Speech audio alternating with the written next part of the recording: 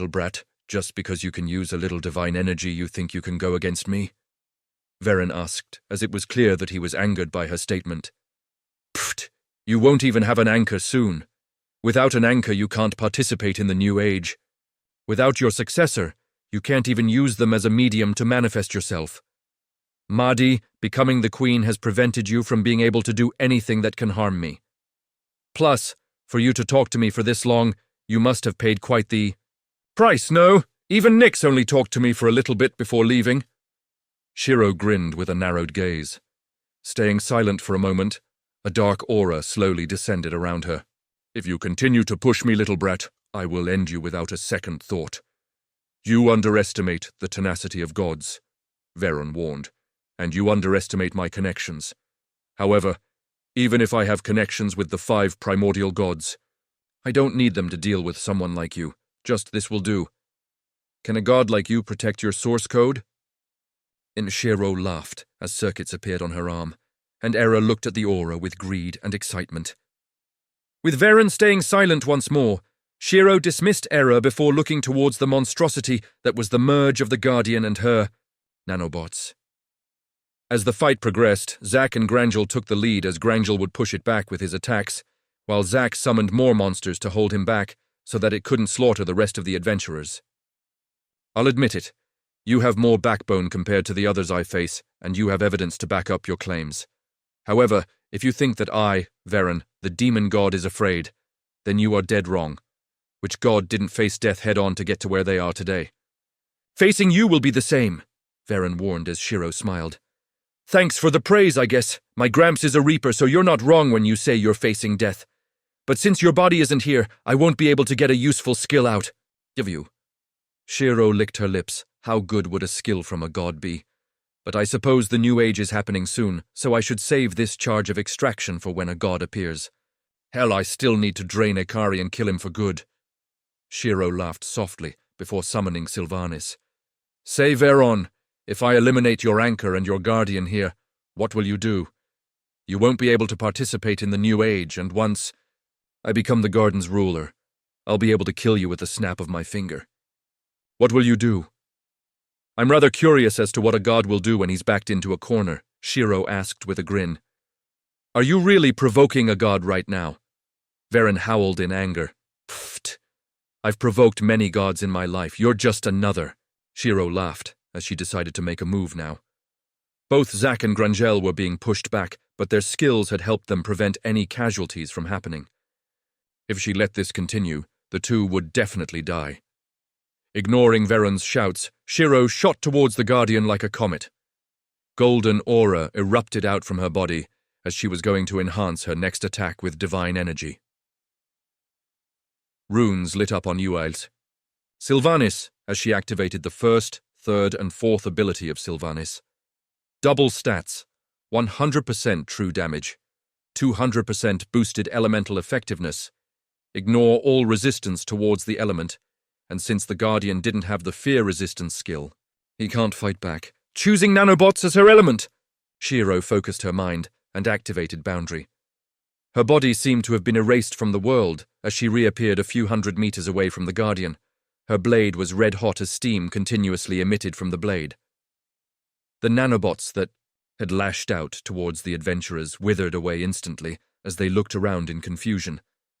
However, when they realized what had happened, they widened their eyes in shock. The Guardian was completely erased without being able to scream. His body was shredded to pieces, and the heat of her blade evaporated every trace of the Guardian. Without delay, Shiro twirled her blade and held it in a reverse grip. Activating her skill, Force of Elements, a giant blade descended from the sky and stabbed towards the anchor belonging to a god. "Stop it, you fool!" Varen shouted out as Shiro only smiled. "See you when the new age finishes." Bang! Watching the ruin get destroyed in front of her, Shiro could see the anchor shattering to pieces as Veron's aura and voice disappeared. Gaia jumps in delight at your actions and wants to visit Varen to see his face. Pfft, you actually had the system send this message to me. Shiro laughed since interacting with her had limitations, and doing so was rather hard. For Gaia to send a message like this, it must mean that she enjoyed it quite a lot. Don't worry, Gaia. When you manifest in Asharia, I'll give you a specialized mech. I know you like to fight, so the mech should let you fight as much as you want. Gaia is overjoyed. Gaia, Nyx is dragging Gaia away. Ignore Gaia, please, Shiro. Rolling her eyes, Shiro couldn't help but laugh at the thought of Nyx dragging an excited Gaia away from the little tea party they have. You actually forced two gods to send messages to you despite the limitations. Nimue forced a smile as the corner of her lips twitched. What can I say? I'm just that good. Shiro flipped her hair back with a smug smile. Blurg, makes me want to puke. Nimue rolled her eyes as Shiro shrugged. I'm only joking around. Regardless, with the Guardian dead and Veron's anchor gone, I have realized is more problem. Shiro coughed. What problem? Nimue looked towards her with confusion, but Estrella paled and widened her eyes. Seems like Estrella knows. Shiro chuckled. Shiro has destroyed Veron's anchor and pissed off Veron. But he isn't the only demon god. There are 71 others. While a few might be on good terms, including the one with Madison, Shiro has essentially declared war against 60-plus gods, with Veron being ranked as one of the highest. They probably all have their own anchors, and we were just lucky to find Veron's. With the world being this big, finding the other anchors before the new age begins won't be easy. Blinking her eyes as if her mind had just short-circuited from trying to register the information, Nimue's body started to quiver. Percent! You pissed off 60-plus gods before the new age even started. Come here so I can kill you myself before they get to you. Immediately evacuating the Mana realm, Shiro double-checked the ruin to make sure everything was cleaned up properly. Sighing in relief, she made her way back to Grangel, Zack, and the rest of the adventurers. Thank you for saving. Is Miss Asakura. Had it not been for your help, we would have most likely all died. Zack smiled as Shiro nodded her head. This is the difference between Tier 5 and 6. But if it wasn't for the fact that he was being controlled by my nanobots, he would have been much more powerful and would have wiped everyone out in a few minutes, since he does have a habit of playing with his food. Had it not been for that, I think I would have died when I met him before. Shiro replied as Zack agreed. We'll need to revise the knowledge we have on Tier 6s, since the government believes the difference is only small, so long as you have enough pseudo-levels at level 500. But it seems like it is not all down to stats, as the skills, techniques can bridge that gap, as Miss Asakura had demonstrated. Zack said as the adventurers nodded their heads fiercely. They had never seen such a horrific monster that could shrug off their attacks like nothing, even though they were some of the strongest people in the government. But what they were focused on was that this monster was killed in one go by Shiro. Asakura, formerly known as Kuromi Asakura. She had completely obliterated the monster without a single trace left of him. Since we've met, I'll give you a quick warning about what's to come. I'm sure you have now discovered hints about something. It's called the New Age, and I'll warn you now. It's arriving in less than a month. Every queen will make their move. Tier 5 and 6 will arrive from different worlds, acting as guards for these queens. After a while, gods will descend and wars will erupt out between them. Everywhere will become a danger zone, so prepare yourself for the apocalypse. Shiro warned gravely, as Grangel knew that he had to take this seriously. If someone like Shiro was saying this, it was true. Especially since she described it as an apocalypse. Understood. I shall go inform the government and have a notice be sent out for everyone so that they can prepare. Since it is inevitable, it's better for us to warn them now rather than later. Grangel scratched his hair in annoyance, since it was, as the rumors said, with so many powerful beings making a move. It was as if the entire world was ending soon. Good choice. I'm in the process of making a refuge of sorts right now, but it's filled with beings from other races too. Even ones that some of you would deem as monsters, such as spirits. I wouldn't mind letting people in, since that's what I plan to do with the city of Asakura that my parents look after. I'll give you a spot, seeing that not only do you have more brains than some of the people I've seen, you're also somewhat talented, so you'll make a fine addition to the military there. Shiro smiled as Grangel couldn't help but laugh. Of course, I'm only somewhat talented in your eyes. Fine, give me a shout when the refuge is finished or something. I'll grab my parents and sister if that's fine. I know that a good refuge will be rare, and that space is limited, so the fact that you've even extended this offer to me is a surprise in itself. Grangel smiled. Sure, I don't mind you bringing your family. As for the rest of you, we'll see how it goes. It's selfish of me, but I'm prioritizing those that cherish first, then extras such as you who have gained my acknowledgement. Once the new age begins and you happen to find my city, then I shall welcome you if there is space. Shiro smiled before disappearing into a portal. Even though the city could expand to the size of a small country, you still only told them it's half done, huh? Nimue smiled. But of course. I'm not running a charity here. I'm prioritizing my close ones, then my own race. Anyone else comes after. With spirits, elves, and demons there, getting too many humans in the mix right now would only cause unnecessary tension. There will be humans who have grudges against demons and vice versa. Once Madison wakes up, she'll control the demon race and have them forget the grudge against humans, because we'll be working closely together. Conflict would only hinder that. We might need to make a few examples, but that's fine too. The new age is harsh, so we can't be soft in our methods. Shiro shrugged. Of course, I'm not saying that we should govern with fear and an iron fist, but we shouldn't be like cotton and do nothing while conflict breaks out in the city. If people disrespect the rules that I set down, they will be punished as such. She followed up, as Nimue nodded her head in agreement. Perhaps it's better to set up districts for now so that they can get used to each other's presences before merging them together. Even if it's the queen commanding them, it would be hard to forget the centuries of hatred that have been built up over the generations. The hatred of the parents is passed on to the children, and the cycle continues. We cannot force them to get along with each other, as the pressure would cause a civil war to break out immediately. We can settle it using power, but the goal of this city would be forgotten. Estrella spoke up as Shiro gave her 2 thumbs-ups. Exactly. There will be districts that will merge all of the races together, but I'll be adding smaller platforms where the majority of the race will be gathered. There will be no stupid rules such as no humans allowed, or no demons allowed. But if they provoke the other race on purpose, then they will be punished. Though I feel like I can already imagine children being the main cause as they're ignorant of the dangers. Casually provoking demons because they have red skin or horns, harming them because demons killed their parents or whatever. Children don't understand the severity, so their guts are higher than the heavens themselves. Sometimes kids like this really piss me off because that's just the nature of children. Shiro sighed heavily, since she needed to make sure the children didn't spark a civil war either. Though my Atty is better than little children who don't think before they do something. Aren't you? Shiro smiled while picking up Atty. Man. Nodding his head, Atty hugged Shiro. So what now? Nimue asked as Shiro had finished dealing with the Guardian as well as Veren.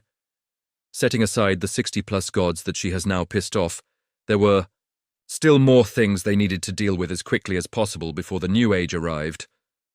I've already got Nantien helping everyone else move to the city so I can have some time to myself.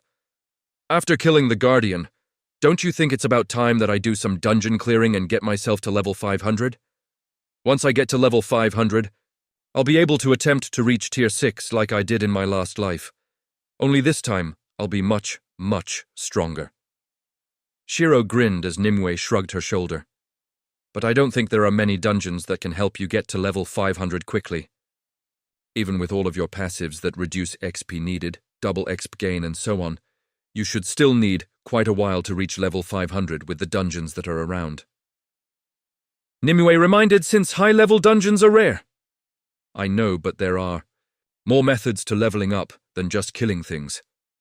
Nimue, let me ask you, why do you not have a level when Estrella does? Is it because you're classified as an item that's bound to me because of the lake? If so, why are there spirits in the city without levels as well? Shiro asked with a smile as Nimue paused. Neither her nor Izuel had levels, but their power could be estimated to be in the high end of tier 5, while Estrella has level 500 next. To her name, proving her strength. I believe it's because of how you decided to strengthen yourself in the end. Rather than kill, You continued to provide me support through the Mana realm while Izuel was helping the World Tree. Estrella, on the other hand, decided to kill things constantly for exp. Of course, I'm not saying that I'll suddenly sit down and cultivate like Nantian does. Shiro laughed, since monotonous things like cultivating would bore her out her mind. She wasn't the type to sit down and do nothing for months without care, since there is the problem of hygiene. What about bathing? Eating, drinking juice. There were so many things that she could be doing while cultivating. It just didn't fit her nature as a person. So if you're not planning to cultivate, what are you planning? Nimue asked, as she was a little confused by what Shiro was suggesting. Thought if I knew I would have said so from the beginning. I was just saying that there were more ways to level up than one, so I should probably go look for more efficient solutions. Shiro smiled, as she couldn't help but find it rather amusing to mess around with Nimue. Ranobe's looking at her, face that was glaring at her with annoyance. Shiro giggled softly as Nimue sighed. I don't have a real physical body, but if I did, I would have busted a vein, Nimue said while sweeping her bangs out of the way of her eyes. Che, why do you even like keeping your bangs that long anyway? It's ticklish, and it gets in the way of your sight. Plus, it might even poke your eye by accident, Nimue complained. After evolving, her hair had grown slightly longer and she found herself frequently needing to sweep her hair to the side. I think it's okay, though. Plus, it helps me hide where I'm looking during a fight. They won't be able to see my eyes while I can see through my hair using analysis. Of course, I also think it looks nice, that's why. Long hair is a pain sometimes, but it looks good, no? Unjiro smiled while messing around with her hair. Curling it around her fingers, she blew up and watched as her white hair fluttered ever so slightly. I didn't take you for one that worried about beauty. Nimue raised her eyebrow. If Shiro cared. About outward appearance, she wouldn't have exposed her habit of piercing asses back in New York in public.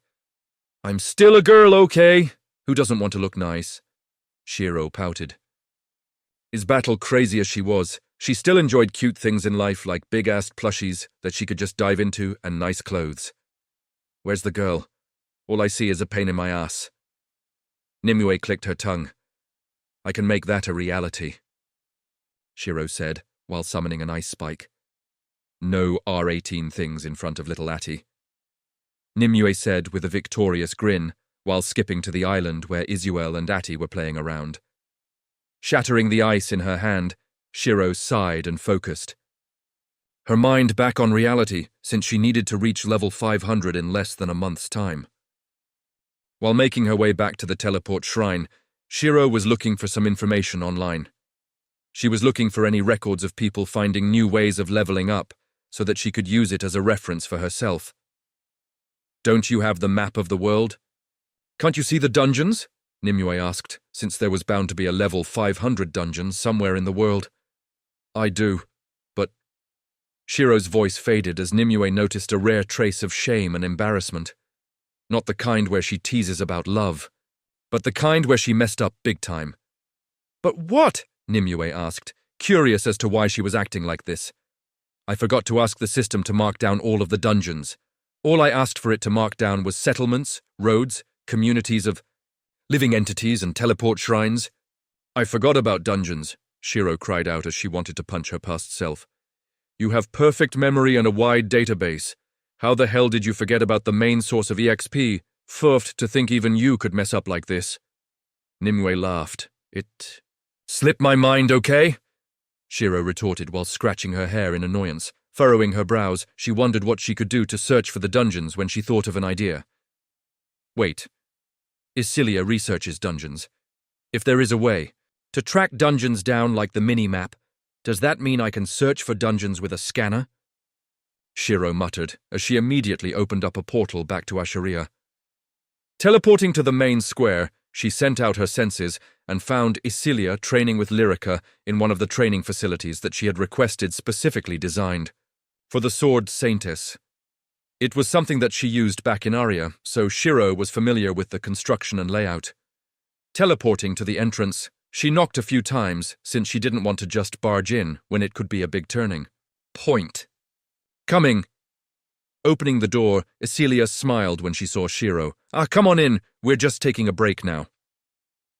Isilia smiled as Shiro nodded her head. "So, what brings you here today?" she asked while getting some juice from the fridge and setting it down on a table. "With only a little bit of time left, I was thinking about doing some dungeons to help me reach level 500 so that I can hopefully be tier 6 when the new age begins," Shiro said as Isilia nodded her head. "I see. And I'm guessing with your level and the XP you require, finding high-level dungeons is pretty hard and that you want something to track them down with," Isilia asked as Shiro grinned. "Bingo," she replied while pointing at her with 2 finger guns. "Unfortunately, tracking the level of the dungeon is harder at higher levels compared to low-level ones, so a dungeon that you believe is level 500 could actually just be 350. Isilia shrugged. "Uff, how did you reach level 500 and then tier 6? Shiro asked, since Isilia was the only one besides Nantien that was tier 6 in their group. "I just kept killing. You know I've been in this place for a lot longer than you have, no?" Isilia replied. As Shiro groaned, "I know, but I want to level up faster." Shiro complained while resting her chin on the table. "Oh please, you're leveling up quite fast already. Who the hell reaches your standard in just a year? Plus, you're also a demigod now. Do you know how long it takes for me to even get a single level back then since everything was so low-leveled?" Isilia asked with a twitching smile. "Raub, I know, but with the new age being so close it would be reassuring to start it as a tier 6. I've been able to kill tier 6s, partially due to luck. The first time was a neighboring queen that I was able to enter a one-on-one duel with, so her tier 6 guards couldn't interfere. In one-on-ones, I won't be defeated by a tier 6 unless they're much higher level than me, but for queens, it's a guarantee that they're surrounded by gods. If Nantien wasn't with me when I attacked the neighboring queen, dealing with 2 tier 6s with one being able to guarantee strikes all the time would be impossible. Sure, I'll kill the queen, but then they'll kill me," Shiro replied. "Revival and healing was powerful, but when there were 2 people that could just lock down her position and prevent her from running, revival and healing would just turn to torture, where she slowly delayed her own death. I suppose I did find a level 500 dungeon of sorts, but it's kind of an anomaly," Isilia said, after a short pause. "You did?" Shiro sat up in surprise. When I say anomaly, I mean it in the sense that the dungeon isn't the usual kind. I entered it myself, but I didn't get much out of it, since I couldn't damage the enemies at all, like 0 damage. Isilia furrowed her brows. "Wait, you dealt no damage as a tier 6? Shiro asked with surprise. "I challenged it when I was tier 5, but even after I got tier 6, I still couldn't damage them no matter how hard I tried. There was always something that just stopped my attacks. Oh, also, there are requirements for entering this dungeon." "Requirements? You have to go in solo." Isilia narrowed her eyes as Shiro paused for a moment to digest the information. "Dungeons don't usually have a requirement like this, but if it's telling her to enter solo, it means it can be completed on her own. Can you tell me anything else?" "About the dungeon, then?" Shiro asked as Isilia sighed. "That's the other problem. I can't remember. The only knowledge I retained about the dungeon was the fact that I entered and the monsters there could barely be harmed. After that is blank. And the only other thing I remember was being out of the dungeon before realizing what had happened." Isilia shook her head. "That's totally not suspicious at all." Shiro leaned back. "This is the only level 500 dungeon that I know. The next highest level would be level 430, but that's more of a quest than dungeon. It takes way too long to complete. And the payoff isn't that good." Isilia shook her head. "Welp, I guess I know what I'm doing for a while then. I'll probably give the level 500 dungeon an attempt or 2 to see what's up with it. If I can't find anything, then I'll give up." Shiro shrugged as Isilia nodded her head. "I honestly wish I could tell you more, but my knowledge is limited. That's fine. You've helped me plenty by knowing about this dungeon." "So where is it?" Shiro asked with a smile. "The Elven continent." "Wait, what?" Shiro raised her eyebrow since most of the things in the Elven continent were low-leveled. "The dungeon is in the Elven continent," Isilia replied, confirming that Shiro wasn't just hearing things, but all the things there are all low-leveled. "How the hell is a level 500 dungeon there?" Shiro asked, as she had a hard time believing that the dungeon could be there. "When the world changed, Most of the areas are grouped together by level, so a place like New York wouldn't have a level 200 dungeon, and vice versa. A high-leveled city wouldn't have low-leveled dungeons. For the Elven continent to have a level 500 dungeon that could be said to be the hardest in the world was clearly an anomaly. I don't know. I came across it by accident too, you know. Isilia shrugged, since she wasn't responsible for where the dungeons were placed. Do you know the name of the dungeon? Shiro asked. Nope. Isilia shook her head. Fuck it. Why not? Since you were outside before you realized what had happened, it means the chance of death is probably on the low side for people like us. Can you help me mark it out on the mark? I'll go look for it now. Plus, I might as well check. Up on how Cyril's doing since the last time I saw her, she was made into the new ruler. Shiro smiled as Isilia paused for a moment. Maybe I should come with you. She is my husband's daughter, even if she was created by experiments. Isilia sighed as she couldn't help but feel pity for the girl. I'll make a teleport mark when we get there so that we can travel freely between the places. Plus, Nantian is also working on moving the elves to one of the platforms, so it's a good chance to sort that out. Shiro smiled as the two talked for a bit longer before agreeing on making their way to Miriel tomorrow. After coming to an agreement with Isilia, Shiro made her way to the mech hangar to see how Shiina, Oren, and Akes were doing. Since they each had specialized units that worked around their primary elements, there were more to learn compared to the standard units. Upon arrival, she could see the three taking a break by the vending machine. She had installed them so that pilots could get some refreshments whenever, since it was easier than going to the cafeteria.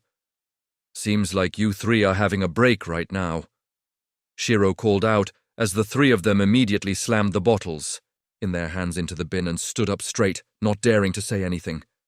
The FACK? Shiro couldn't help but mutter, seeing how fast they binned their drink the moment she spoke. Your Highness, we were just about to go back to training. Oren shouted out in a panic as Shiro raised her eyebrow. Heiss, look at how much you traumatized them. They can't even relax with you nearby now. Nimue shook her head and shrugged. Her shoulders.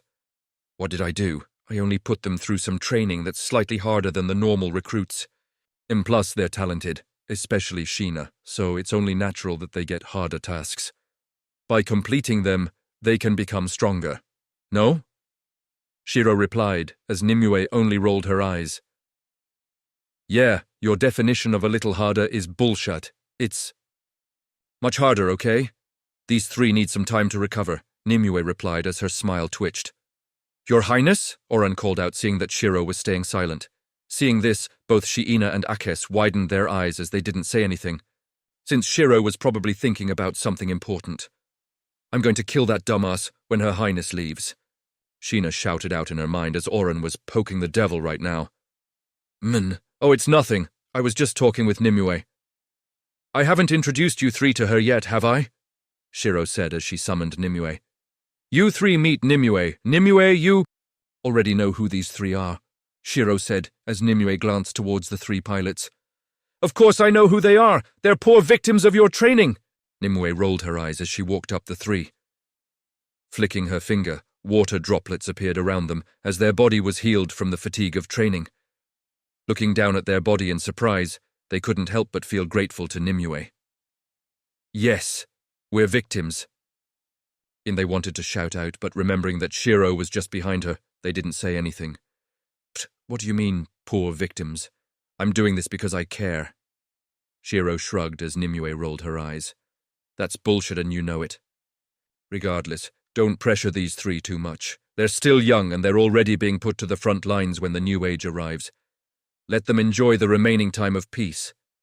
Nimue sighed as Shiro agreed. That is true. Fine. Take 3 days off to recuperate. I'll be gone for a while anyway. Remember, this is the last holiday that you'll have before the new age arrives, Shiro said while looking towards the three. Hearing this, Sheena, Oren, and Akes looked at Nimue as if she was an angel that had come down from heaven to save them from this hellish training. You'll have to work hard after, though. I'd say you'll get roughly 3 hours per week. Shiro smiled as the three tilted their heads. 3 hours per week of what? Sheena asked. Hearing this, Shiro paused before grinning. 3 hours of rest. Per week! Bafti! 3 hours are you trying to kill them? Nimue shouted out in shock as the three seemed like their soul had just left their body. Though even if it did, Shiro would just drag it back. I'm kidding. Of course they'll get plenty of rest. Shiro laughed. Haste, ignore her. Nimue shook her head. Setting aside the matter of how long you need to rest, how's the progress with the mechs? Are you three getting used to the specialized units yet? Shiro asked with a smile. Aobez, yes we are. The second form is a little hard to get used to since it constantly saps our mana, but I think we'll be able to use it once the new age arrives. Sheena replied as Oran and Akes nodded their heads. That's good. I would have liked for you to work in a group of 4 or 5 rather than 3, but there hasn't been anyone else that seemed promising enough to have a specialized unit just yet. We'll have to wait to see the results of the yearly exams to see if there are anyone qualified. Shiro nodded her head. Her initial plan was to have the mech groups similar to how a party would be formed, so that if the mech is destroyed, they can still work as normal party to face their enemies. A tank vanguard, a long-ranged fighter, a mage, a support, and a close-ranged fighter. Sheena fills the role of mage with some long-ranged artillery right now. Oran can act as both the support and close-ranged while Akes is the same. They were lacking a proper tanker that could help them block strong attacks and wrestle the enemy to the ground. When Shiro found out that Oran could use the earth element, she was guessing that Oran could become a tanker, but his specialization in lightning changed that. For now, though, you three will probably lead your own little groups. Only when there are important missions will you work together. Shiro explained as the three nodded their heads. Talking to them for a little longer, Shiro made her way back to her room within the center tower and slept the night away. Waking up early in the morning, she met up with Isilia outside of her house. Ready? Isilia asked, as she had already packed up everything that she would need. Man, we'll be making an extra stop since I don't have a teleport marker that connects us directly to the city. That's fine. And Zelia smiled, since it was just going to take a few extra minutes to get there. Opening a portal in front of them, they left Asharia. The moment they arrived in Miriel, Shiro noticed the barrier was still being sustained and smiled since it seemed like everything was going fine. While she was checking out the barrier, Shiro noticed that Isilia was looking at the city with longing and sadness in her eyes. Missing your husband? Shiro asked as Isilia nodded her head. A little. I haven't seen him in so long. Isilia sighed. It's a shame. Even if I can find who his source code has reincarnated into, he'll be a different person. I know. I still have Lyrica, so it's fine. Plus, I met you again, haven't I? Isilia smiled. That is true, but I can't comfort you in bed like your husband does. Shiro grinned as Isilia coughed with a small blush since Shiro liked to joke around with things like this, even though she herself was a 300-plus-year-old maiden with no love life. Hush it. Can't let Atty hear you when you say things like that. Isilia replied as Shiro nodded her head. You are not wrong, but he's playing with Isuel right now. Shiro shrugged. Just because I'm looking after him does not mean he can't hear you. Isuel spoke up as Shiro scratched her cheek. Fine. I'll try to keep things kid-friendly, okay? Shiro sighed as Isuel thanked her before focusing back on Atty.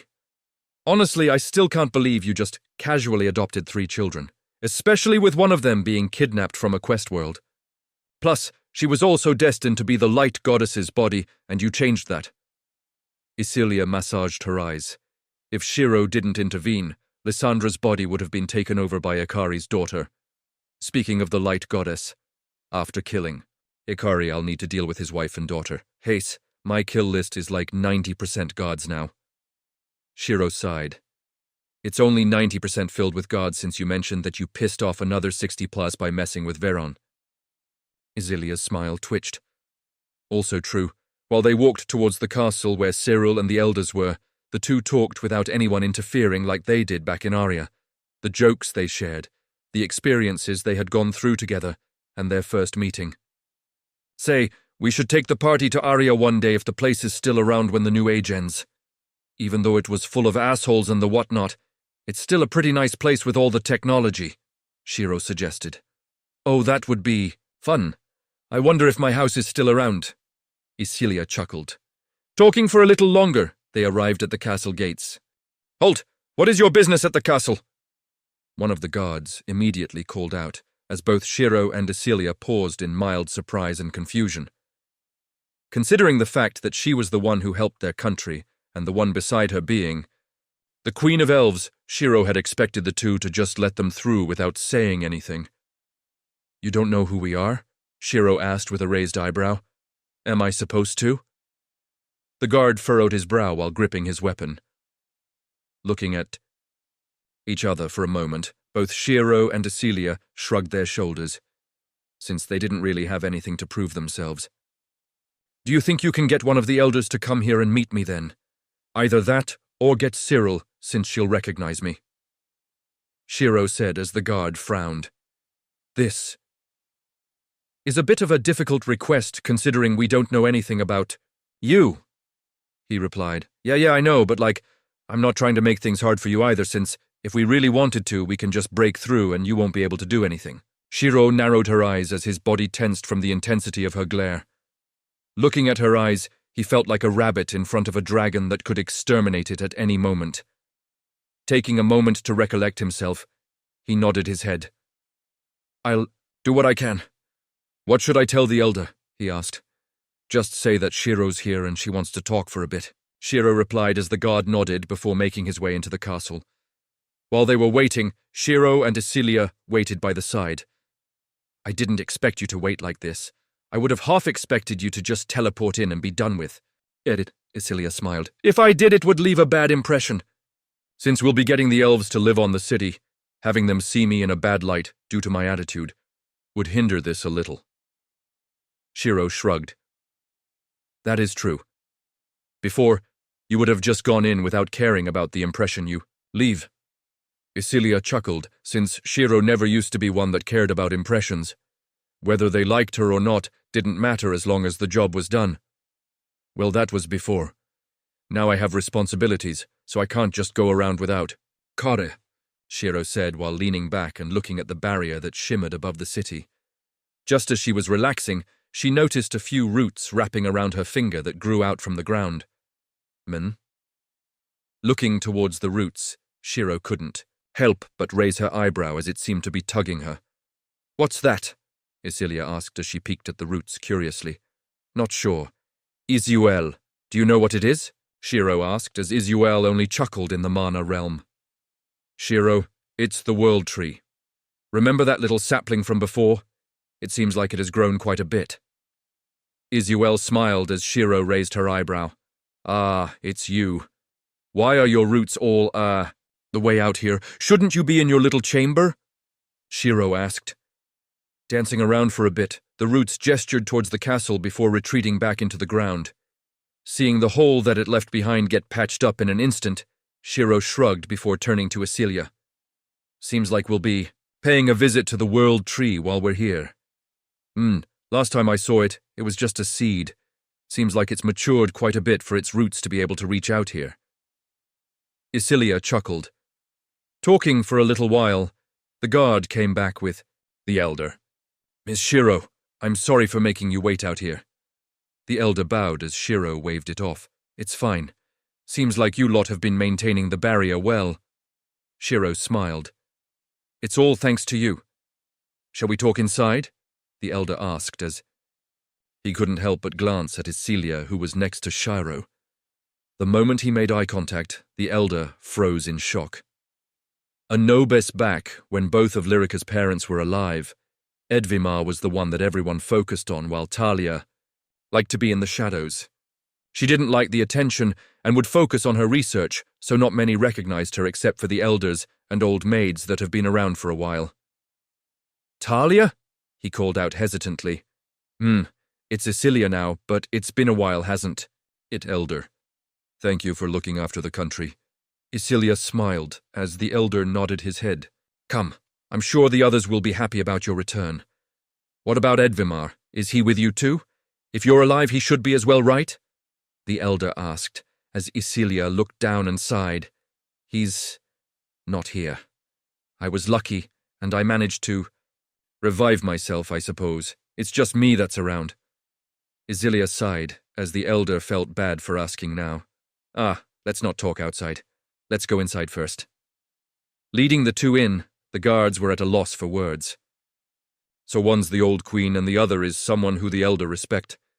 Seems like they're kind enough to not care about the fact that you just made them wait outside. One of the guards said, as the first guards glanced towards him. Weren't you involved too? He retorted. Nothing of the sort. Good luck if you get punished, I'll look after your belongings for you. The second guard patted his shoulder. Shouldn't it be, look after your family and not belongings? Not important. Upon entering the castle, Shiro immediately noticed the increase of mana as well as nature energy since the last time that she was here. Seems like you lot have been taking good care of the sapling. Shiro smiled as the elder nodded. While it hasn't matured to become a proper world tree yet, it is making good progress. The elder nodded. Of course, I presume that you can already feel the increase of energy in this castle alone. I estimate that if we let it grow for another month or so, it should have enough energy to increase the mana in the entire city and not just this castle. He continued, as Shiro tapped her finger on the wall to get a full scan of the castle. Locating the sapling immediately, Shiro could see that it had grown to the size of a somewhat large bush, with the roots extending through the entire castle.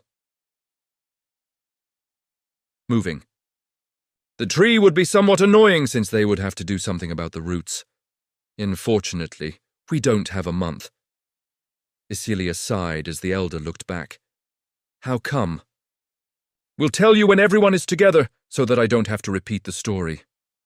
Shiro smiled as Isilia nodded her head. That's probably for the best. It's a shame that Lyrica isn't here today since Cyril has been missing her quite a bit. The elder smiled. Don't worry, they'll be seeing each other more often in the future, Shiro reassured. If they were going to be moving the elves to one of the platforms in the city, then it'll be akin to becoming neighbors with one another, so it's only natural that they'll see each other more often. Entering what seems to be a conference room of sorts, Shiro saw Cyril sitting in the center, looking as though her soul had just flown away. With the books around her that are constantly being replaced, Shiro could tell that Cyril needed to study quite a lot to become the ruler. Seeing Shiro, Cyril tilted her head for a moment before sitting up straight. It's Shiro, Cyril called, out with a smile. Yo, seem like you've been working hard, Shiro grinned. Pin I have. So can you please tell them that I deserve a break, Cyril cried out, as she had been studying pretty much every day since the last time that Shiro had seen her. But you seem to be doing fine, though. Shiro furrowed her brows, since Sheena, Oren, and Akis looked worse but were able to function just as well. That's because you crammed everything in a week. Poor girl deserves a break too, you know. Nimue stopped her train of thought immediately, since if she didn't say anything, Shiro might suggest making things harder instead. Though you do deserve a break, I suppose. Thankfully for you, you'll be busy with something else, so you won't be studying. Shiro smiled as Cyril cheered in her mind. So who's this? She looks a bit like Big Sis Lyrica, Cyril asked while looking. It is Cilia. That's because that's her mother, and by extension your stepmom. She used to be called Talia, but now she's called Isilia. Shiro smiled as the other elders paused in shock at the news, while Cyril didn't know how to react. She's my stepmom? Cyril asked, as she walked up to Isilia, who hugged her immediately. Shocked by the hug, Cyril hesitated for a moment before hugging her back. This is my mum. Cyril thought in her mind as she never had parents. It was always her siblings and the elders raising her up. But now, her mum was hugging her. Seeing this, Shiro smiled and allowed the two to have their moment. Once the two of them stopped hugging, Shiro placed a hologram device on the table and projected most of the information she had on the new age, explaining the dangers as well as the problems that could arise if they continued to stay in Miriel. Shiro presented them with the updated blueprint of Asheria with all of the citizens included as blue triangles. As you can see, we're already in the process of creating this new hub space for the races and our family. The size is adjustable as I get stronger, so there isn't too much worry in regard to the space available. Of course, that doesn't mean I can get every elf to join the city. At most, it's just a city right now. Once the new age starts and things start to stabilize, I'll see if we can get more elves to join," Shiro said, as the elders stayed silent, since this was equivalent to running away and leaving everyone else behind. By going to Asharia with just the capital, the rest of the elven continent is abandoned. They're left to survive on their own, and the thought of this unsettled the elders. Letting them take the time to think about this, Shiro sat back down and glanced towards Cyril, who was sitting on Isilia's lap. "What do you think about this, Cyril? You're the next ruler, after all," Shiro asked as Cyril paused. "Eh? But since Mum's back, doesn't that mean she's the ruler?" Cyril tilted her head and glanced up at Isilia. "I suppose that's half right. I am a queen after all," Isilia replied, since she had her own anchor. "That's true, but your authority is less than an actual queen, isn't it?" Shiro pointed out. "This sounds harsh, but I'll be honest with everyone here. When the new age starts, people are going to die. If we ignored the capital and just kept to ourselves, there is a high chance that the elven continent and a majority of elves will be eliminated." Shiro narrowed her eyes, as that was the same for humans. "At most, she'll integrate one city from each race and expand on it slowly. She had already decided on moving the city of Asakura over, since it was where her parents were, and the people living there respected their family. Since Miriel was the biggest elven city she's been to, or rather, the only elven city she's been to, she was giving it the opportunity to join Asharia. If they didn't want to, Shiro wouldn't force them. After the new age starts, will there be a way to tell all the elves where Asharia is, so that they can seek refuge?" one of the elders asked, as this was his concern should they evacuate to the city. "Of course. Not only are we constantly traveling around the world, there are also scanners that can be deployed to search for people and bring them to the city if there is space available," Shiro nodded. Discussing amongst themselves, they looked towards Shiro. "Personally, I want to reject so that we can always be here for the elves in need. When danger comes, I want them to know that the capital is there for them. However, moving to the city can save more elves in the long run." The elder sighed. "How long would it take to move the city?" another elder asked. "They'll release notifications of a safe city soon, but for now they have to settle with just the capital. It was cruel, but it was better than everything being destroyed." "You'll definitely be moved before the new age begins. Here is a document in everything you need to know, as well as what you need to prepare. I'll send a notice to Nantian and have him teleport the city here so that we can begin scanning everything and recreate it on one of the platforms in Asharia," Shiro said while creating enough documents for everyone. "I'll have to think about how to move the world tree, though. With its roots extending across the city, it'll be hard to properly move it." Shiro sighed. "Anyways, I'll let you lot talk amongst yourselves now. Isilia, can you mark out where the dungeon is on this map? I'll pay a visit to the world tree first." "Sure. Take your time since we might be staying here for a bit, trying to move everything." Isilia smiled. Leaving the room, Shiro remembered the way to the world tree. Pushing open the large gates, Shiro looked up and remembered the first time she had seen Izuel trapped in this chamber, with the world tree draining the mana from her body. She was in a constant state of mana deficiency and was almost dead until Shiro had found her and freed her from her fate. "You were so small back then." Izuel chuckled. "Indeed. Had no tits, too." "Blurg!" Nimue nodded as Shiro immediately slammed an ice wall into her face. "Che." Shaking her head, Shiro glanced down and sighed in relief. She was glad that her body continued to age to its current state. If she had to spend her entire time in the body of a child, it would complicate quite a lot of things, especially since she was a mother of 3. "Anyone with me would just look like a creep if I kept that body," Shiro thought with a sigh before walking towards the world tree that had grown up to the size of a bush. Rano. "Yo, it's been a while. You're going to be moving homes, so I hope you can retract. Your roots, otherwise I would need to cut them all." Shiro greeted. Shaking its body around slightly, roots curled around Shiro's hand. "It's saying that it can survive as long as it has mana. Even if it's just a leaf, if you supply it with mana, it can regrow itself," Izuel said as Shiro raised her eyebrow. You can understand it?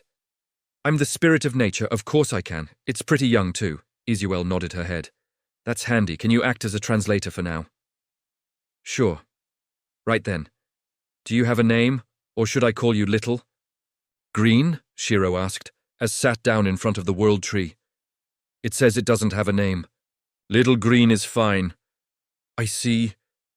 In that case then, Little Green, what do you think about going to a bigger city? There's plenty of mana for you to absorb, even divine energy. But you can't drain it all, otherwise the city will fall. Shiro smiled, since she could still remember how much mana the tree drained from her back then. Even though her capacity has increased, she was concerned about the rate of absorption, as well as how much the tree can absorb eventually. Knowing the world tree, it is not out of the realm of possibility for it to accidentally absorb all of the mana in the city. It says it'll try. If there is lots of mana for it to absorb, then it can absorb it all to increase its growth. But if you said that he can't absorb everything, it'll limit it if possible. That's good. I'll create a spot just for you and direct a fifth of the city's mana generation to you, okay? Shiro smiled, since sparing a fifth of the mana for the tree was okay. Plus it was the world tree, so once it fully matures, it'll bring benefits to the whole city. It was better to think of things as an investment for now. It has no problems with that, though he wants to request something from you. Oh? What do you want? It says it wants some more of your mana, so that it can reach the next stage of growth. The mana in this place has increased, but it's not enough since it needs to absorb a huge amount at once to reach the next stage. Otherwise, it'll take it months of steady increase. I can give you mana, but doing so would complicate things. How about this? Once we move the city, I'll supply you with as much mana as I can spare. But for now, be obedient and wait here, okay? Shiro asked, as the twigs swayed, as if the tree was saying, okay. Without Isuel needing to translate, Shiro already knew the answer. Talking with the sapling for a little while, such as describing how good the city was for its growth, Shiro left the castle and walked towards the west, since that was where the dungeon was. Closing her eyes, Shiro prepared herself mentally for the first level 500 dungeon that she will challenge. Following the map to the location that Isilia marked out, Shiro read the note that she had put next to the marker. The entrance to the dungeon is underground. Things will get strange, but continue down the path, and the gates will reveal themselves. Reading. This, Shiro looked towards her surroundings and furrowed her brows, since there wasn't an entrance at all. Activating her analysis skill, the world transformed before her eyes, as she could see a path underground. Tracing it towards the entrance, Shiro raised her eyebrow when the entrance was in front of her this entire time. Even though analysis revealed the entrance, she couldn't see anything in real life. Thinking about it for a moment, Shiro tried to interact with the entrance, but her hand seemed to just phase through the door. Stranger Shiro thought to herself as she activated Rift Strider and bypassed the gate entirely. Exiting the rift, Shiro looked up at the gate that wasn't visible to the eyes. Do you think that I'll be able to touch it now that I'm inside? Shiro asked. Maybe if you get sent out you can just use the rift again, can't you? Nimue replied as Shiro nodded her head. Reaching out for the door, Shiro tried to push it open. Surprisingly, her hand was able to touch the gate, but no matter how much strength she put in her arms, she couldn't open the door at all. Even when she used mana, the door had no reaction at all. Thinking about it for a moment, Shiro set the door aside for now, since her main priority was the dungeon. She'll analyze the door at a later date. Plus, she wanted to spend some time testing out this door so that she could attempt to recreate it herself. Continuing down the path, she could see what seems to be luminescent moss that lit up the tunnels in a strange pink hue. Touching it with her finger, Shiro noticed that it was covered by a layer of liquefied mana that fueled the glow. How strange. The mana in this place doesn't fit the requirement for naturally accruing liquidized mana. Does that mean someone had placed these down manually? Shiro mused to herself while continuing down the path. Activating analysis, just to make sure that she was on the right path, Shiro continued when all of a sudden her analysis was cut off and all that she could see was darkness. Furrowing her browse, she deactivated it, but everything was normal. That's strange. Walking back a few steps, she activated analysis and everything was looking normal. Once she passed a certain spot, her skill stopped working. The worst part of it was that the information she gained beforehand was incorrect. The analysis told her that the path continued left, while in reality, it continued right. It was almost as if there was an invisible teleport circle which would send her to a different place without knowing. Even when she scanned the area with her mana, nothing abnormal could be detected. So this is what Isilia means by things becoming strange. Nimue furrowed her brows, since this place was a little too creepy for her tastes. The fact that there is a possibility for you to just be sent to other places, without you knowing, was unsettling, since they don't even know if they're still on Earth. While Shiro was strong, she didn't have dimension hopping skills yet. They didn't even know if her teleport marks worked in a different realm. Every time she tried to set one in the rift, it would always fail. Imreno, taking a moment to experiment a little around this spot where the analysis skill was cut off. Shiro set down a few teleport marks to see if it worked, classifying the place beyond the cutoff point as Dimension B and Earth as Dimension A. The markers would always fail in Dimension B 100% of the time. It was a similar case to when she tried it in her rift, which led her to believe that they were indeed being teleported to a different place entirely. How did Isilia even find this place? With the entrance being the way it is, it's almost impossible for her to enter unless she managed to find a way to open it, or she fell down by accident when the entrance was opened. Shiro thought to herself before continuing down. The rest of the journey reminded her of the journey down from within the cave in Astral Horizons. Only this time there was a lack of mana. Pieces of the walls slowly broke off and started to float in the air, leaving behind a window to an infinite void with no end. Shiro did try to reach out to this void, but there was a barrier of sorts that stopped her. As she continued, the walls continued to break off until she was only surrounded by the void. Walking on the barrier that prevented her from falling into the darkness, Shiro furrowed her brows as it was rather disorientating. Even though there was no light, no walls to guide her, and no directions for her to follow, there was an instinctive understanding of the area which told her that she was getting closer. It was similar to when she unlocks a skill, and the knowledge would appear in her mind. Walking for another 20 minutes, the void broke apart to reveal an altar with a single set of gates at the very top. Seems like we're here, Shiro muttered while climbing up the stairs of the altar. Looking at the gate, one would normally get an idea of the dungeon from the carvings, but this gate was completely clean. There were no carvings or patterns. Identifying the gate was also useless, as it would only tell her that it was a level 500 dungeon. Well, might as well give it a shot, Shiro shrugged before pushing open the gates. Suddenly, a blinding light filled her vision as Shiro felt annoyed whenever she saw this. Why use light when you can just use darkness to transition into a dungeon? Closing her eyes, Shiro waited patiently for the light to die down before opening her eyes. Looking at the scene in front of her, Shiro was speechless as tall armored beasts surrounded her on all sides. Do you come here often? Shiro forced a smile as she could see their levels. Guardian Beast LVL 500. Without saying anything, the first armored beast immediately swung his arms towards her.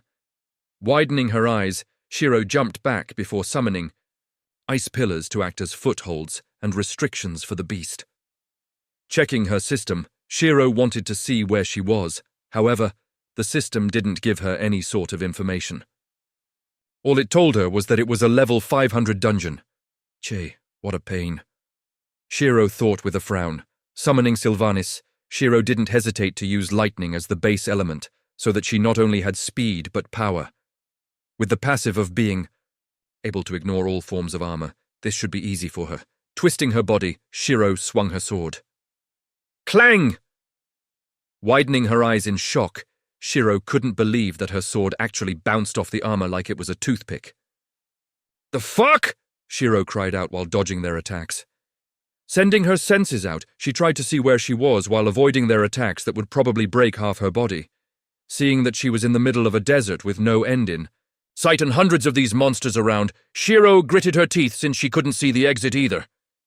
I think I might have fecked up, Shiro thought, as she might miss the start of the new age if she takes too long in here. You don't say. Setting that aside, with them being able to block Sylvanas' strike, it means that they have something other than armor. Sylvanas ignores 80% of all forms of armor, but not all forms of defense, Nimue reminded as Shiro nodded her head. I know, but situations like this are rare. I'll give a few other weapons a try, but if they don't work, I'm afraid we'll have to run away for now. Shiro narrowed her eyes. Dismissing Sylvanas for now, Shiro summoned her hand cannons and fired 2 shots toward the eyes.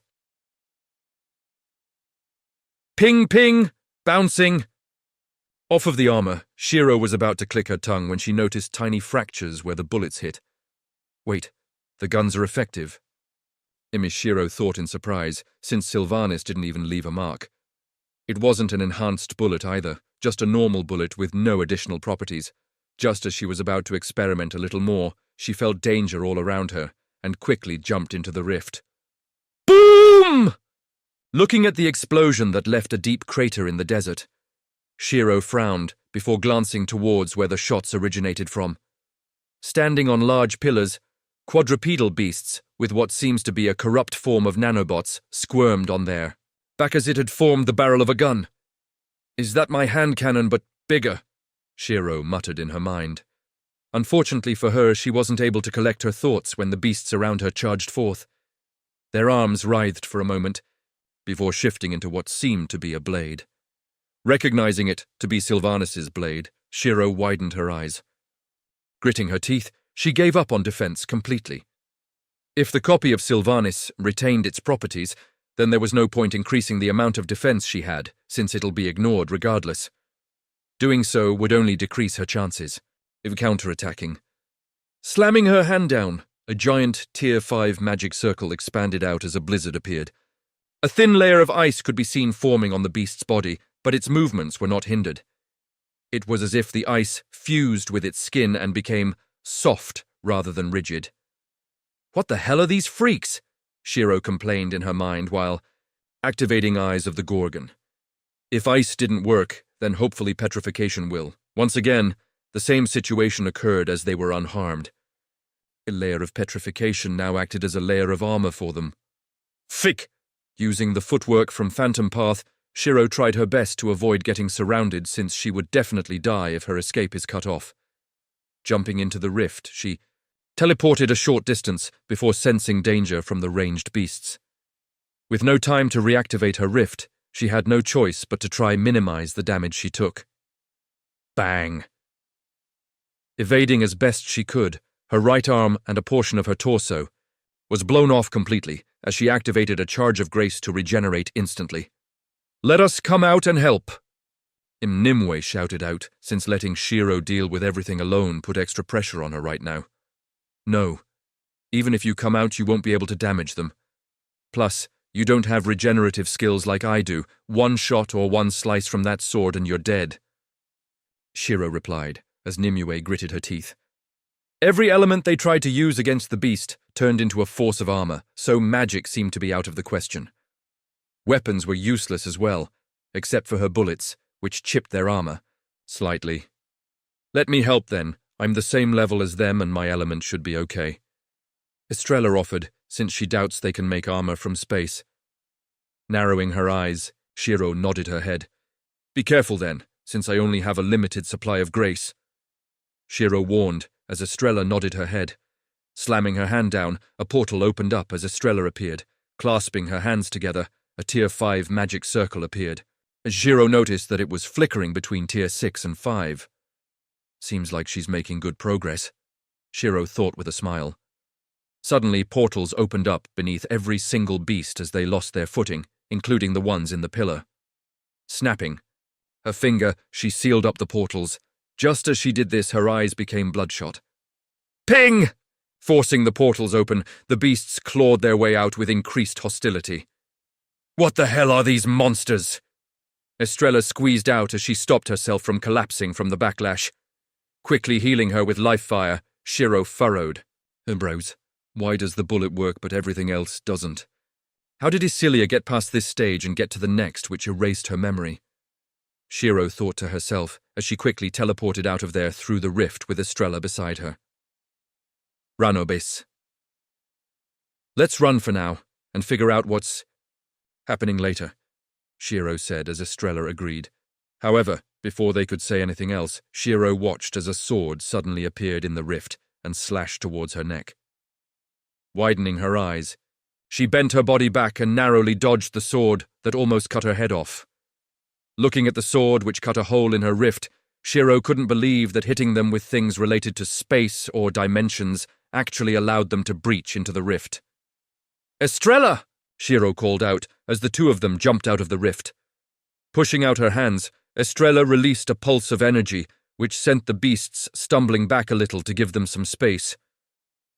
"Their adaptability is a little too crazy," Shiro shouted, out in annoyance, as she decided to summon a shotgun and jam the barrel into the mouth of one of the beasts.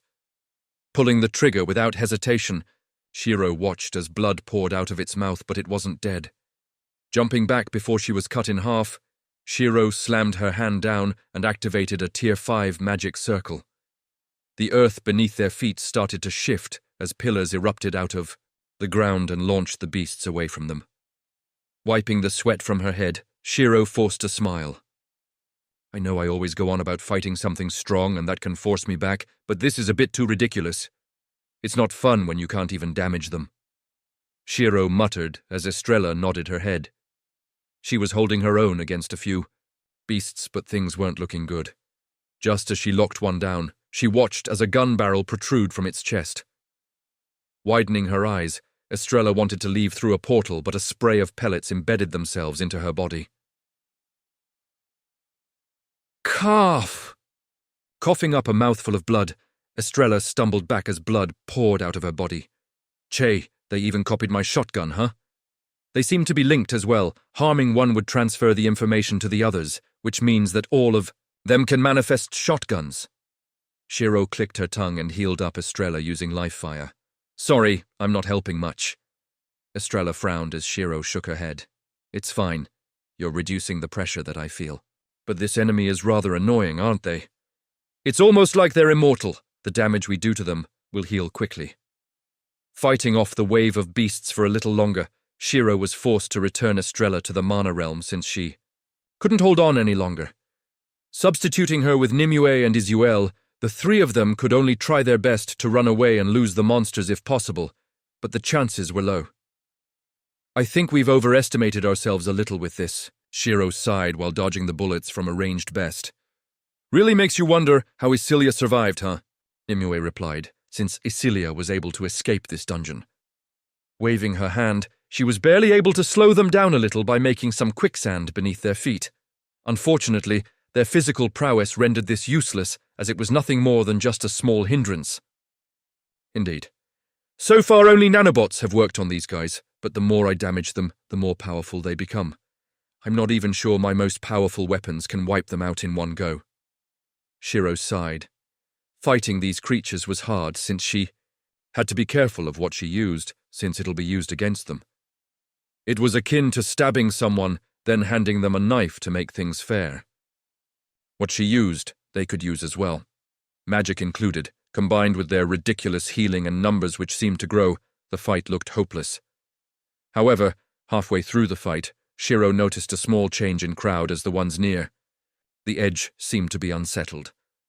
Raising her eyebrows, she jumped into the sky and focused her attention towards the nervous beasts, since she needed to find out the cause of this nervousness. If it is a means of killing them, it would be helpful. Unfortunately, the source of this unease was another beast, but it was much taller and thinner compared to the normal beasts. It walked on 2 legs and had ice-white armor around its body. Looking up at Shiro, its hand morphed into a blade as Shiro immediately felt danger. She wasn't even able to move her own body when the beast appeared before her, with the sword embedded into her neck. "Shiro!" Shouting out in panic, Nimue's eyes were wide with fear as the white-armored beast was about to twist the blade and remove Shiro's head from her body. Just as this was about to happen, the scene seemed to be paused as it gave Shiro enough time. to heal herself with miracle, the skill she copied from Ikari instead of grace since its healing powers were stronger. Angelic wings appeared behind her as it embraced Shiro's body, healing all of the wounds in an instant and forcing the beast. "Back, quickly! Jump in the portal before the spell ends!" a voice shouted out as a portal opened up behind Shiro. Understanding that this was help, Shiro sent Nimue and Izuel back to the mana realm before jumping into the portal. Once the portal disappeared, time seemed to resume as the white-armored beast narrowed its eyes and frowned. Looking at the common beasts that were confused at where their prey had disappeared to, it clicked its tongue before leaving the area. After jumping through the portal, Shiro found herself in a dimly lit cave with a severe lack of mana. Phew. That was close. I didn't expect the high ends to actually make a move even though you've only been here for a white. You must be pretty. Strong, huh? You were even able to resist the status effect to some degree. Looking towards the source of the voice, Shiro could see a man with short black hair. His eyes were that of an emerald green, and his clothes were ragged. "What do you mean by high-end and status effect?" Shiro asked, as she was confused by what he meant. "Check your system. It should show up now. When you're above ground, this notification isn't shown," the man said as Shiro glanced towards her. "Interface, status removed, gift to the beasts. Offer them your power, offer them your strongest skills. Empower them with your abilities, give your everything to them. You will have the instinctive reaction of using everything you can on the beasts, so that they may grow stronger." Widening her eyes, Shiro looked back at the man. "If you had used stronger abilities, as long as it comes from the system, the beasts would have become stronger." He chuckled as Shiro felt a chill down her spine. If she had used her demigod form or error, the outcome would have been truly devastating. "Luckily, it seemed like you've only used your weaker skills. But first, I should introduce myself. I'm Bonnie. It's a feminine name, I know." Bon scratched his hair with embarrassment. I'm Shiro." "So, where are we?" Shiro asked curiously, since this place seemed to be man-made. "This is a little safe spot that I created, as the abnormal statuses up on the surface doesn't work down here. I don't know what causes it, but the moment you go underground it disappears. I found this out when I fell into a crater. Strangely enough, the system doesn't notify you of the deactivation of this status. Rather, you have to find it out manually." Bonnie said, as Shiro nodded her head, since she had always kept an eye on the system just in case something happened. And whenever she got a notification, she would check it. But this time, it just appeared, without any sound. If Bonnie hadn't told her to check, she might have taken a while to notice this. "I know you just saved me, but with how strange this place is, I can't help but wonder about your identity." Shiro narrowed her eyes as she summoned Sylvanis and got into a combat stance, just in case Bonnie wanted to attack her with her guard down. That's normal, I guess. Do you know how dungeons are created?" Bonnie glanced at her with a smile. Little. A certain person makes a contract with the system, and a piece of their world is ripped out to become a dungeon," Shiro replied, since that's what happened to Fei Ling when she created the Shadow Temple dungeon. "Correct. But what do you think happens to a dungeon that is neglected and becomes weak to invasive species from other dungeons?" Bonnie asked, as he pointed towards the surface. Furrowing her brows, Shiro stayed silent, since she didn't know how to even describe this dungeon. There was no goal, no path, and no boss in sight. All she could see are immortal beasts that copy her abilities. The moment she goes up to the surface, she'll have the instinct to empower them more. This dungeon used to be normal, but it was spawned in a rather annoying location. The entrance was deep, underground, and there was no pathway to reach this place. With centuries of neglect, the system started to relax its monitoring of this dungeon and allowed the beasts that you see on the surface to arrive. They're like a virus of the system, hence why your system didn't notify you of the negative effects. Once they entered, I suppose you can say that they rewrote the dungeon. A new path was created, and the people that entered would fight this beast. At first, their numbers were quite small, and they only had decent healing, until there was a person with the skill doppelganger. Copying this skill, the beast started to multiply, and the original beasts that appeared evolved to become high ends, which contain the most number of skills that they've copied. The beasts are a lot weaker compared to the high ends since they can only retain what they've copied for a short period of time. The problem comes when they give the high ends this information. While they can retain the copied ability for a longer period of time, this ability becomes permanent once they kill the target. Bonnie explained as Shiro nodded her head. Of course, once a beast kills the owner of the skill, they retain the skill and slowly evolve to become high ends themselves. There were several entrances to this dungeon, so new prey would come often. There was also the chance of being dragged in here if the dungeon mutated. With the increasing amount of casualties, the system sealed the entrance to this dungeon, but not the gate, since it wasn't impossible to clear this place. It was just very difficult. The system isn't here to protect, but rather here to help, so it wouldn't get rid of any chance to help you improve. Hence why this place is still around. Bon sighed. So that's why I could see the entrance, but not interact with it. Shiro furrowed her brows. What about instances where the person that comes in here manages to get out but loses their memory? Of what happens here? Shiro asked. There have been a few cases of that. The most recent one was an elf. They come close to completing this dungeon, but they fail in the end. So I use my ability to send them out and erase their record of participating in this dungeon for an extended period of time, so that the system doesn't forcefully drag them back in. All they'll remember is that they had to face off against almost invincible monsters that weren't harmed by their attacks at all. That explains it then. Shiro sighed and put her sword away. So is there a way to kill these things, or are we just stuck? Shiro asked as she pulled out 2 bottles of juice and offered one to him. Thanks, and yes, there is a way to kill them. As long as you use magic that is tier 6 or above, they'll die. But then the problem is the fact that they copy this. Shiro frowned as Bonnie nodded his head. Yup, the key is their eyes. They copy what they can see. If you were to target a lone beast and kill it before it can see what you have done, the information will not be transmitted to the others.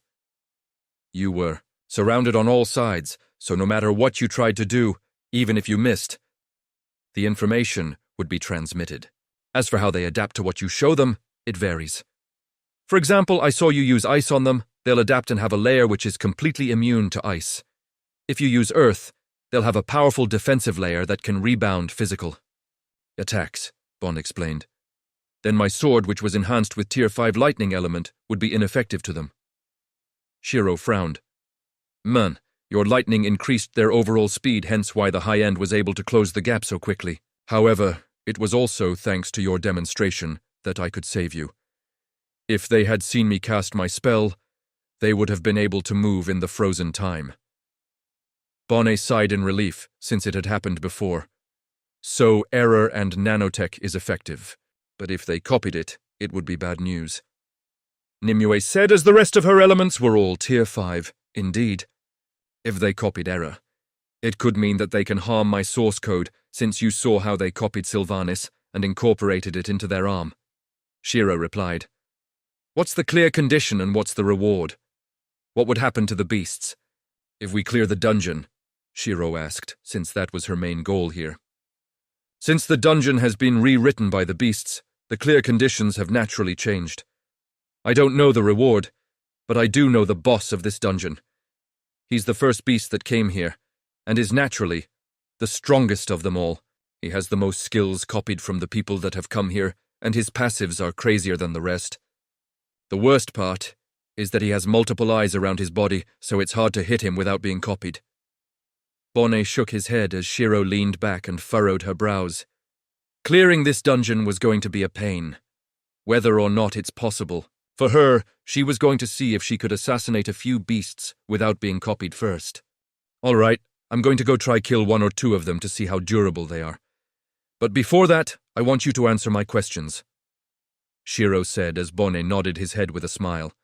Sure, I'll tell you everything you want to know. Well, I'll try. First of all, how long do they retain the copied abilities? I know you said that high ends retain it for a longer period of time while the normal beasts have it for a shorter period. I want to know the exact time, Shiro asked. Common beasts retain it for around 10 to 24 hours depending on how close they are to becoming high ends. but 9 times out of 10, it'll be around 10 hours. For high ends, it always lasts for 2 days. No more, no less. Bonner replied. I see. So that means the high end will keep the ice immunity, nanobots and Sylvanis copy for 2 days, while the common ones will keep it for around half a day, give or take. Shiro muttered. When you talk about them copying my skills, if I was to cover them in a magical darkness where light doesn't shine, does that mean they cannot copy my skills? Shiro asked, as Bonnet thought about it for a moment. I'm not sure since there hasn't been a case of someone using magical darkness yet. However, in the night, even if you're in the shadow, they can still copy your skills if they're looking towards your general direction. That makes things annoying. I suppose we can guess that they have night vision. If we want to cast something, it has to be out of sight. Shiro frowned. What about range? How far do I need to be for them to not be able to copy my skills? I don't know, sorry. We haven't been able to test that out since our main priority was to get away and stay safe whenever they spot us. Bonnie apologized sheepishly, as he wasn't able to provide as much information as he had hoped. That's fine, we'll just have to spend a bit of time testing things out then. Since there is a difference in time from here to the outside world, I can spare a few months if needed. Shiro shrugged, before browsing through her list of skills to see which one would be helpful. Hovering over her force of nature skill, Shiro had another question in mind. Yai, you said that they can copy my skills if they saw me cast it right, Shiro asked, as Bonnet nodded his head. What about if the spell circle and skill is separate from my body? I have a skill which drops down a giant sword from the sky, but neither the magic circle or the sword comes from me. Would they still be able to copy that? Shiro asked. I don't think so. The only confirmed thing is that they will copy your skill 100% of the time if they see you cast it yourself. So I think if they don't see you when the sword is summoned, it's fine. Bonnie replied. I see. What about if a doppelganger performs the actions of casting a skill correctly, but not cast it while I do it in the background? I think they will be able to copy that, since they would have obtained enough information. With the doppelganger performing the motions required and the spell taking effect, it would be no different from seeing you directly. What about the wrong motions, then? What if the doppelganger performs the incorrect motions to the spell and the spell activates? Shiro asked with narrowed eyes, since she has a bone to pick with the beasts, since she understood that she'll be overcome with the status effect the moment she reaches the surface, as long as she keeps certain principles in mind. It wouldn't matter. When you attack, stay out of sight, and so on. If she kept those in mind, even if she had a desire to use all of her strongest attacks, they won't be able to copy her. I'm not sure, but I think it might be a similar case to the giant sword dropping down scenario that you mentioned. Since they didn't gather enough information, I don't think they'll be able to copy it. Especially since you fed them the incorrect information, Bonner replied as Shiro nodded her head. That's good then. Another question. If Tier 6 abilities work, would Divine Energy work? Shiro asked. Divine Energy? What's that? It's basically the god's version of mana. It's more powerful than mana, and it can only be accessed if you have divinity in you. I suppose to boil it down, it's Tier 7, but the key point here is that it cannot be used unless you have a bit of divinity in you, or if you're closely linked to a god that's granted you these benefits. Can the beasts copy something that is meant to be limited to gods and demigods?